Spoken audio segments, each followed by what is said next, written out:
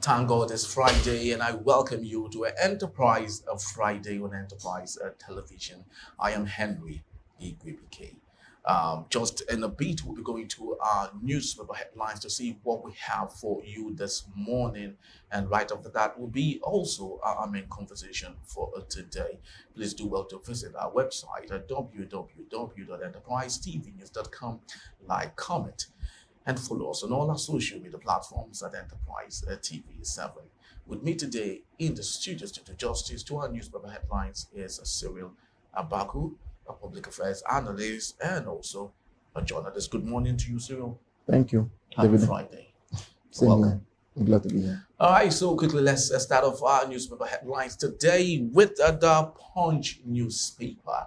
And the big story here says Tinubu okays payment of 3.3 trillion naira per sector of debt. And the writer here says Genco's gas producers to get 1.3 trillion naira, $1.3 billion via cash, promissory notes, and royalties. And on the top strip of the same newspaper, federal government labor to negotiate 48,000 naira proposal on Tuesday. Federal government opens student loan portal May 24, and reps probe Lagos Calabar Coastal Highway. Interestingly, we have what's coming in from River State. My opponents are defeated, coming from Fubara. And when you go deep into that particular story, you'll see where he was directing his advisory to local government chairmen that they should better behave while they are still there. Well, let's talk about this, Mr. Cyril, and I'd love you to maybe do justice and bring us up to speed if you do have more information on this.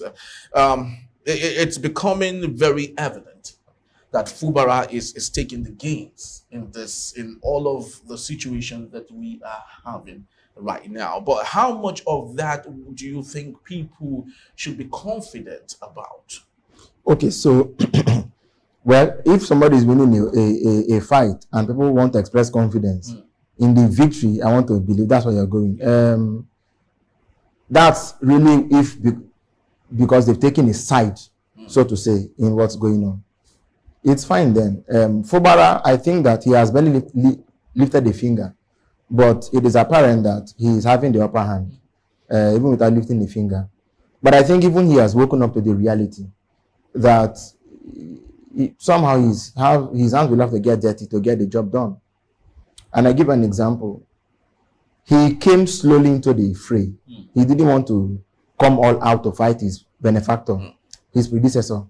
And how do I say? For example, I don't think that any governor really should have left that cabinet in one place. From the day you fall out with your boss, the first thing they normally do is to dissolve the cabinet.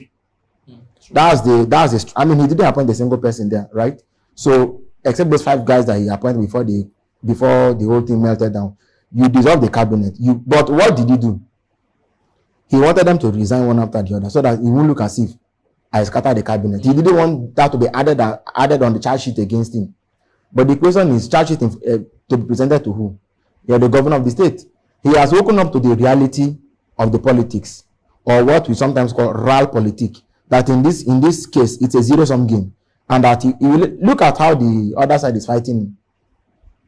Yesterday he issued a warning to local government chairman and said, "You guys have a short time. Do and go. Don't do more than you have already done. Otherwise, you carry it up on your head." It was in Aleto Eleme, I think it was yesterday, when they were leaving. Some people came out and attacked his people. If you check the governor's rhetoric, the governor has largely gone from error to political error. He has. Everything governor he has gone from error. Yes, he has gone from error. I told you. Please help us explain. In a power game. Let's even go back to the beginning. That deal he went to sign in Abuja. People were saying, no, it was not a signature. It should have been green pen, it should have been red pen.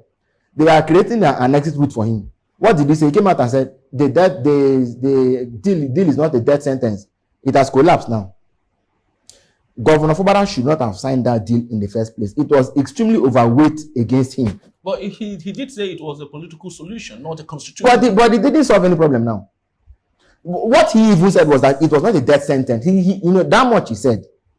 But it almost became a death sentence on him. What does it, as I speak to you today, that deal actually said that he was to recognize the defected lawmakers as the legitimate House of Assembly. Which he did. But now, where is he today? If you ask now, Mr. Governor, who is the Speaker of the House of Assembly, he will tell you the Speaker is Victor Okojombo. Why is it? That thing has fallen apart. The cabinet is still standing. In one day, 5 people resign. If not for the support the governor has organically with the rest, there's no way a governor will have that kind of exodus of people from your cabinet and it won't look like your government is shaking. But the problem is that when these people leave his government, they appear to be joining a thinning band of called Wike loyalists. While the governor appears to be, like I said, without even lifting a finger, appears to be amassing people to himself because they like him and because there's a groundswell of rejectionism towards Wike. That for me is the real bane. I've never heard anywhere where we heard that the governor's men attacked Wike's men. I really haven't heard of it. For example, I think it was early this year, some people came together to begin to organize Thanksgiving rallies for the governor. That the governor won the Supreme Court case. And as a result, they wanted to hold Thanksgiving programs for him across the state. I think it was either in Ikwere or Obiakpoyamoha where they went to organize canopies for. And it was destroyed. Who destroyed those canopies? Did this anybody retaliate?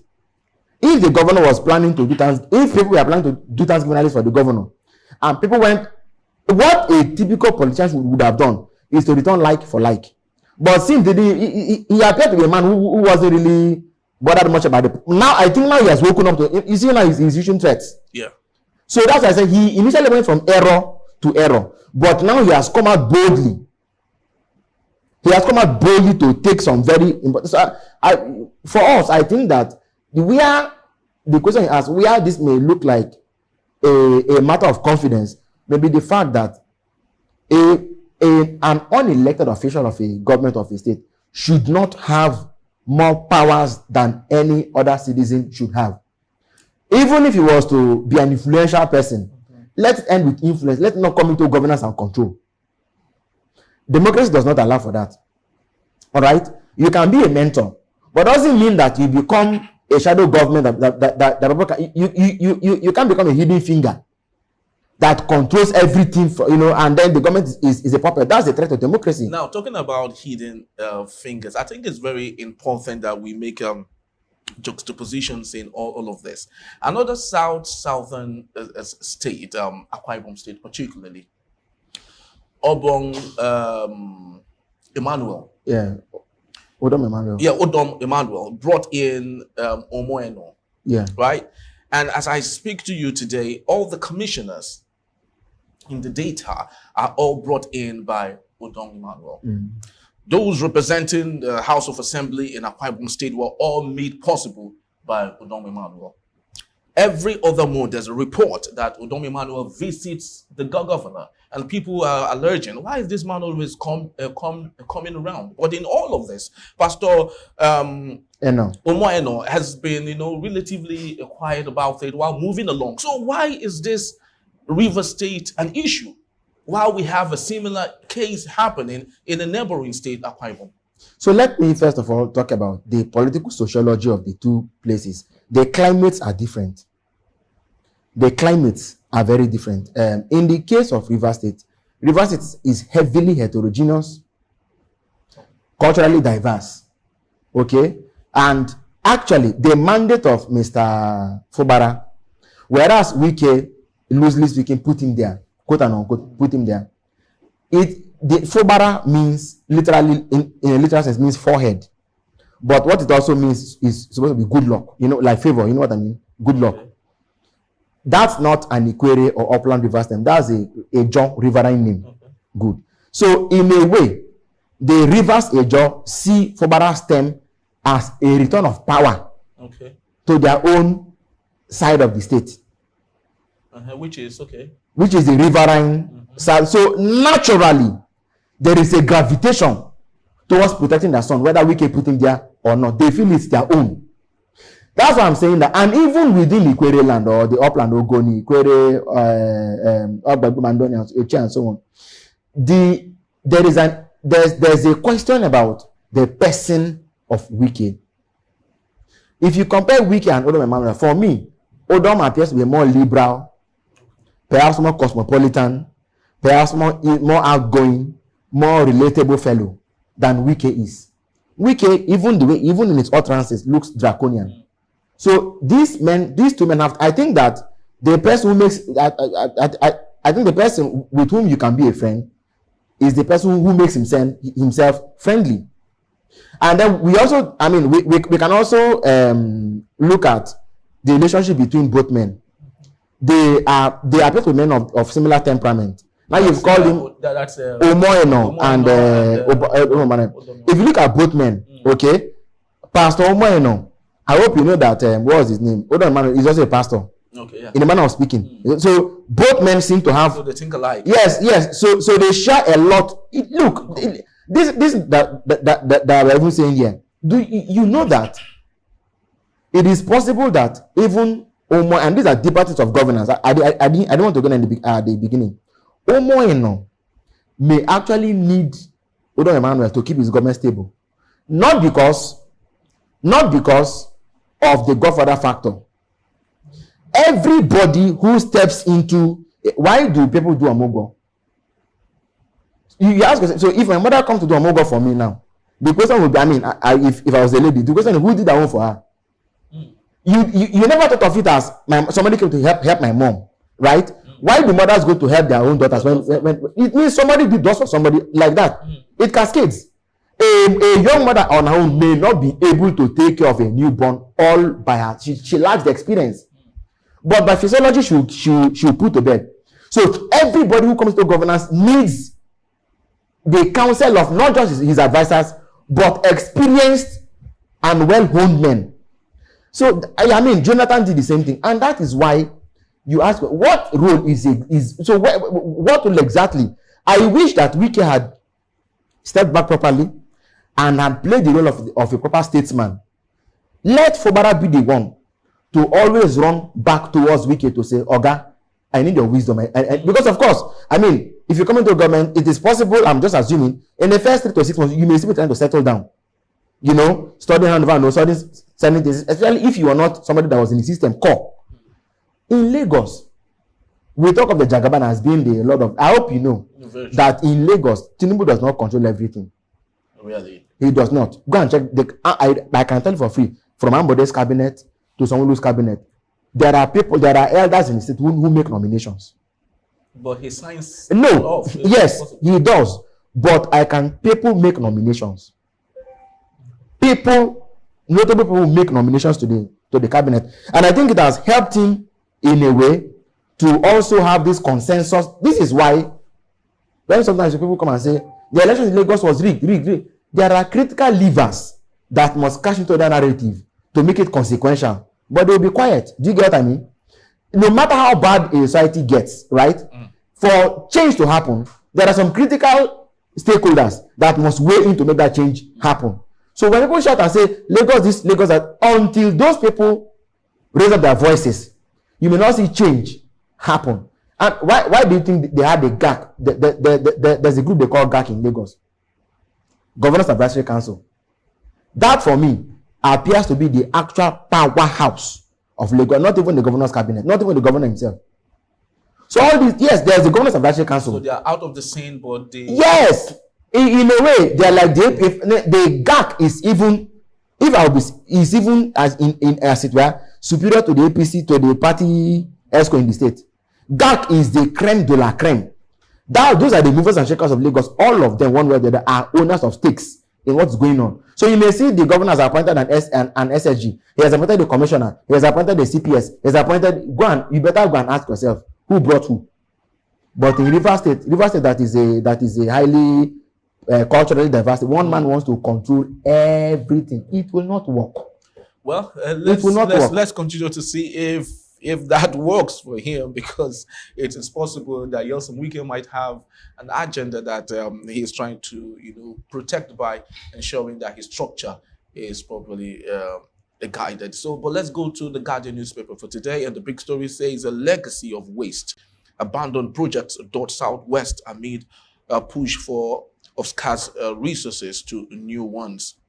And we have on the bottom strip of the same newspaper, Senate stalls a debate against implementation of new electricity tariffs. Rising cost of drug worsens a steep rise in hypertension cases. And we equally have NLC TUC boycott negotiation as federal government promises to shift grounds. Mr. Abaku, let's talk about the issue of the Senate and electricity tariff.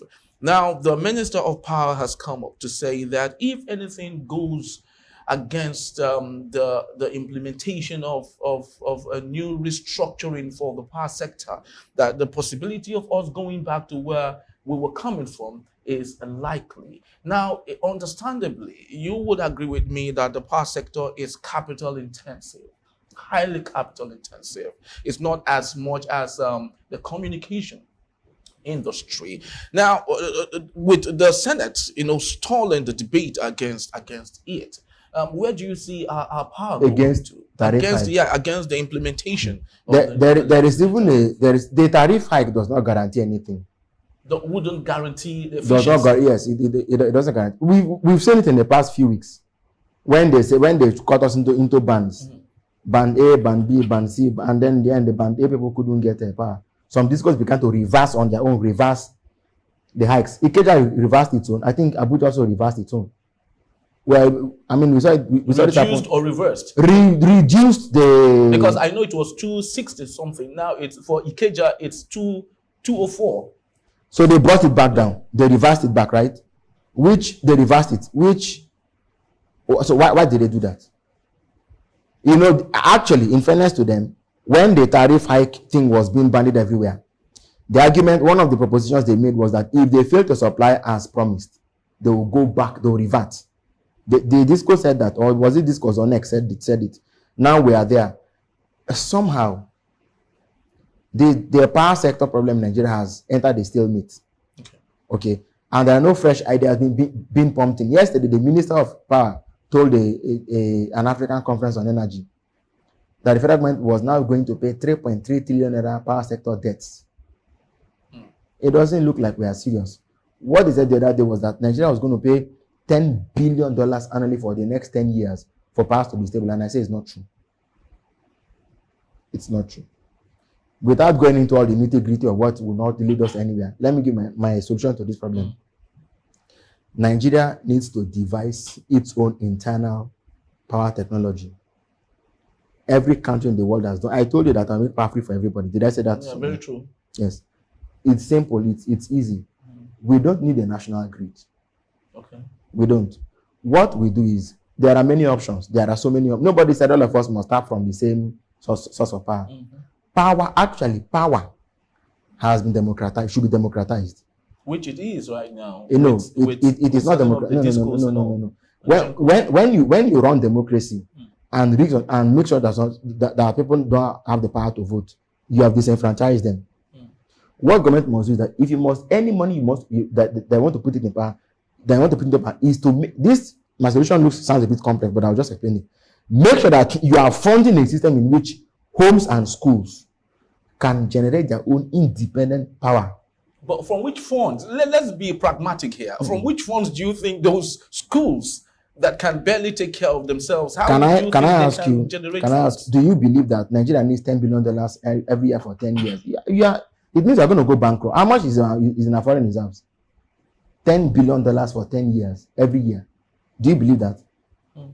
You believe it? What the minister said? That we'll be paying $10 billion every year for 10 years. How does that even sound in the ear?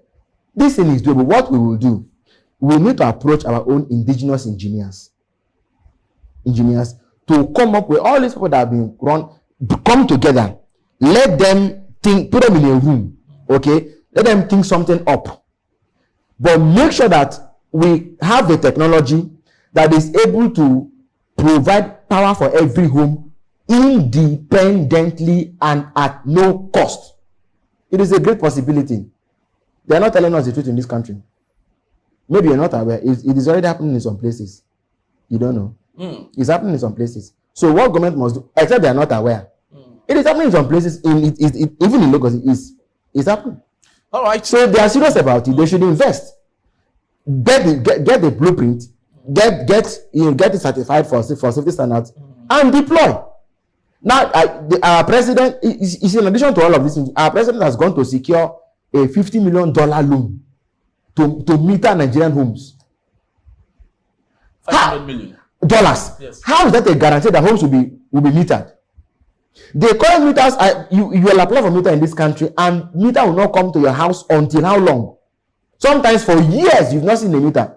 And we have said it the same, but the reason they increased. Let me say this one first. Take the meter to homes. If you have any estimated bill, whatever, you transfer to the meter, then let people be paying. Is that too much to ask for? The reason they increased the tariff was because with the prepaid meter, they are not making as much money as they do with the dubious estimated billing. So they have to just arbitrarily increase. I told you that these discos are the enemies of Nigerians. If you don't take power out of the discos hands, they will ruin and destroy this country. That's why I said people must be able to access power on their own and make it free of charge. When that happens, you'll be amazed at the possibilities that can come out of our economy. Very true. We still wonder how it's possible for the federal government to take away. This goes from the hands of people like Abdusalam Abubakar, who are owners of the Ibadan, and Yola Discos, Tony Elumelu, who are owners of Egbin Power Plant, and so on and so forth. But let's see how that goes. Finally, but quickly, let's go to Daily Trust, and let's just take a look at the major headline here in security. Food production declines as commercial farms close. Mr. Cyril Abaku. In other parts of the world, we have cases of obesity. So much food for everyone. Yes. Food stamps for everyone. Yes. Unfortunately, in Nigeria, which is a place God has given us all that we need, arable lands and the way we do and all, but we still have food scarcity in our country. I'd love you to connect this with the issue you talked about, energy in our country. No, so now, for example, Nigeria, like you said, beautiful climate, very fertile land. Especially when you look at the land from the north central going up, very fertile land. We grow all sorts. You may be aware that before we even gained independence, and before oil was founded in Oloibiri in 57, we were largely people that grew rubber, cotton, cocoa, timber, even timber. And we did very well. Granite, the granite pyramids of Kano that are owned by Dangote's grandfather, that made him one of the wealthiest men in West Africa, right? What's his name now? I can't pick the name. But I mean, these were there. In the East, we even had cocoa. These were there. But now today, a country where some people can buy a basket of oranges for nothing now has people that are dying from hunger. In America, the poor suffer obesity. In Nigeria, the poor die hungry. What can we do? It's simply a matter of linkages. Agric and agro processing. We are blessed with all of these things. What we need to do, infrastructure, energy, because of course we must do storage, roads, okay, critical infrastructure, so that people security. Somebody went to buy yams in Benin. By the time they got to Plateau State, the yam that they bought for 300 that could have sold for, let's say, 800, will now sell for 5,000 because they've met up to 20 police checkpoints along the road. We are the ones doing these things to ourselves. If we are honest and sincere, there are solutions to these problems, and it's not far-fetched. But Nigeria is a country that wants to pamper everybody. You are calling some big names in the power sector. As far as I'm concerned, there are no hindrances. Okay, they either collaborate with government or they get out of the way. It's as simple as that. We must become a country where names and faces will matter, but where only the law will take its course. Don't we enjoy countries like Spain, even Russia, America, England, Canada, the place that we like to jackpot all the time? Because things. I have a friend who went to Canada. He now sits on one of their county boards. I saw the video posted the other day. Friends, a journalist just now suddenly he's on account and making presentations and even sounding like them. Believe me, in Nigeria, maybe even in Lagos, he wouldn't have smelt the position of even a councillor in an LGA. But he has gone to a country where nobody knew him. His mother is not from there. His father is not from there. He has no connection whatsoever, and is already sitting on a county board due to his capacity and because it's merit. So that Henry, I believe that Nigeria is on the cusp of a major turnaround. We just hope that it will surely be birthed. Okay, when that happens, if somebody cannot be campaigning on food, good roads, borehole water in 2024, it's not done. I think that when good leadership comes into the picture, all of this will change. Very true. Unfortunately, we have a leadership in our country where they understand how things are done better in other climes, but unfortunately, when they come back home, it's the opposite of the case. Well, that's all we have for our newspaper reviews today. I'd love to say thank you to Mr. Cyril Abaku for being part of our show, and just to remind you that he will be here also to take on our main conversation for today. And when we return, federal government declares May 24 as opening date for student loan application portal. More detail in a bit. Please don't go anywhere.